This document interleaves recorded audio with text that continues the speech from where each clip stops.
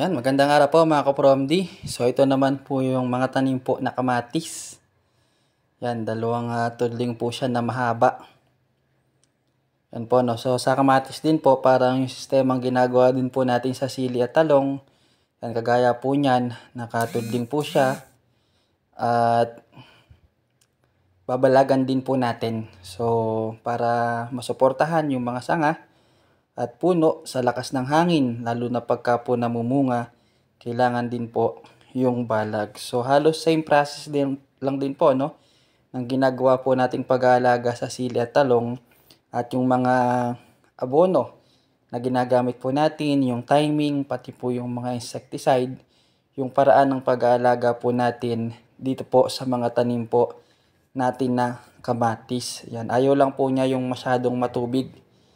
Ito pong mga kamatis, isa pong mangyayari ay pwede pong mga laglag yung mga buko, yung mga bunga kapag masyado pong matubig sa kanilang lugar na napagtaniman. Sa mga susunod po mga ka-PROMD, share namin po sa inyo paano naman yung technique na ginagawa po natin dito po sa pag-aalaga ng mga kamatis sa farm. Yun no.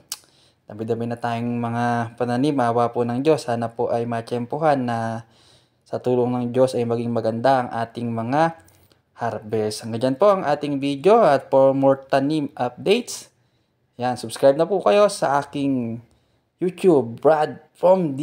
Yan, salamat po sa Diyos.